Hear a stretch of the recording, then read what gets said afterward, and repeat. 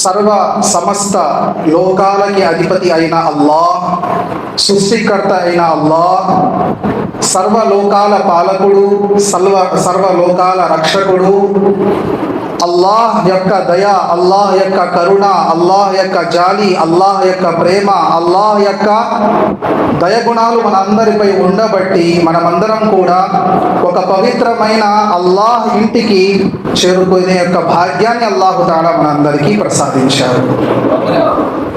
నా ప్రేమైన సోదర మహాశయులారా, మనకి హదీస్లో ఒక మాట వస్తుంది, ప్రళయకాలం రోజున, ప్రళయకాలం దగ్గర ఉన్న సమయంలో అల్లాహ్ పేరు తీసుకోవాలన్నా కూడా చాలా కష్టతరమైన విషయం. ప్రళయకాలం దగ్గరకు వచ్చినప్పుడు, ప్రళయం దగ్గరకు వచ్చే సమయంలో అల్లాహ్ పేరు తీసుకోవడం కూడా చాలా కష్టతరంగా మారుతుంది. కానీ అల్లాహ్ యొక్క కృతజ్ఞత ఏమిటి అంటే, అల్లాహు తాలా మన అందరికీ అల్లాహ్ యొక్క పేరు కాదు కదా, అల్లాహ్ ముందు సజ్దా చేయడానికి, అల్లాహ్ ముందు వేడుకొనడానికి, అల్లాహ్ ముందు ఏడ్చి మరి మన యొక్క పాప క్షమాపణ చేసుకోవడానికి, అదేవిధంగా అల్లాహ్ ముందు మన యొక్క శరణు వేడుకోవడానికి అల్లాహు తాలా ఇప్పటికీ కూడా మనకి అవకాశం ప్రసాదిస్తున్నారు. ఈ యొక్క అవకాశాన్ని ఎప్పుడూ ఎల్లప్పుడూ మన యొక్క జీవితంలో మనం నిలబెట్టుకోవాలి.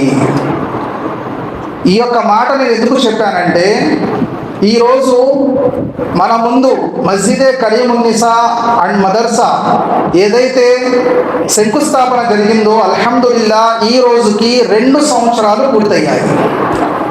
ఈ యొక్క సంతోష సభని ఈరోజు మేము ఏర్పాటు చేయడానికి మస్జిద్ యొక్క నిర్వాహకులు, మస్జిద్ యొక్క కమిటీ మెంబర్స్ అందరూ కూడా కూర్చొని చర్చించారు. భయ్ అల్లాహ్ యొక్క ఇల్లు నిర్మాణం జరిగింది, ఇలాంటి పవిత్రమైన అల్లాహ్ ఇల్లు నిర్మాణం జరిగింది అంటే మనమందరం కూడా ప్రత్యేకంగా అంబాపురంలో ఉన్న ముస్లిం సహోదరులు, అదేవిధంగా అంబాపురంలో ఉన్న నివాసులు చాలా అదృష్టవంతులు. భాయ్, నేను ఓపెన్గా మాట్లాడతాను. మనం చూస్తూ ఉంటాము మన యొక్క మస్జిద్లలో చాలామంది చందాలు వసూలు చేయడానికి వస్తారు. చూస్తున్నాం కదా, చందా వసూలు చేయడానికి చాలామంది వస్తూ ఉంటారు.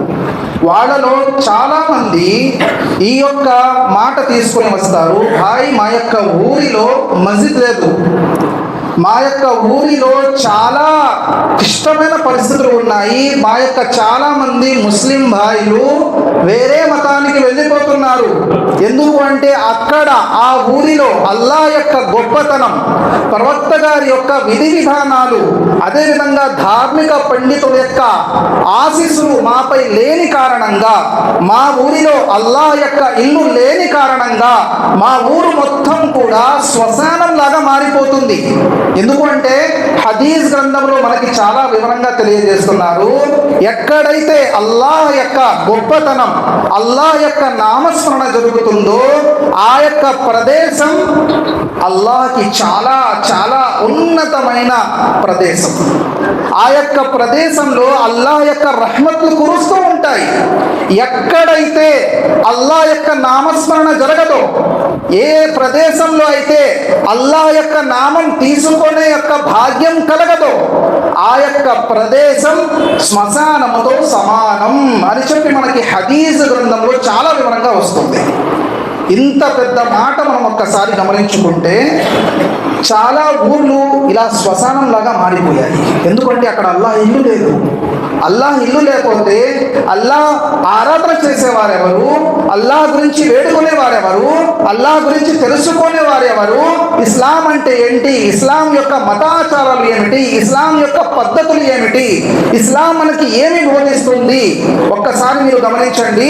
కొన్ని ఊర్లలో అల్హమ్దులిల్లా 7 సంవత్సరాల నుండి నేను సోషల్ మీడియాలో ఉన్నాను కాబట్టి రకరకాల ఊళ్ళు, రకరకాల ప్రదేశాలు, ఎంతో మంది ఫోన్లు చేసి గురువు గారు మా ఊరి పరిస్థితి ఇంత ఘోరంగా ఉంది అంటే ఎవరు కూడా అల్హమ్దులిల్లా 50కి పైన ముస్లింలు ఇల్లులు ఉన్నాయి, కానీ మా ఊరిలో మస్జిద్ లేని కారణంగా అందరు ముస్లింలు కూడా వెళ్ళి వేరే మతంలో కలిసిపోతున్నారు. దీనికి కారణం ఎవరు? దీనికి బాధ్యులు ఎవరు? మనకి ఇస్లాం ధర్మం ఏం నేర్పిస్తుందండి?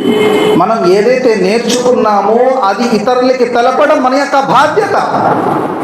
మనకి చాలా మంది ధార్మిక పండితులు తెలియజేస్తూ ఉంటారు, ఒక వ్యక్తి ఒకవైపు కూర్చొని జీవిత కాలం అంతా అల్లా యొక్క నామస్మరణ చేస్తున్నాడు, మరో వ్యక్తి తన లోక కోరికలు, తన లోక బాధ్యతలు ఏదైతే ఉన్నాయో అవి తీసుకుంటూ అల్లా యొక్క నామాన్ని, అల్లా యొక్క గొప్పతనాన్ని వేరే వాళ్ళకి తెలియజేస్తున్నాడు.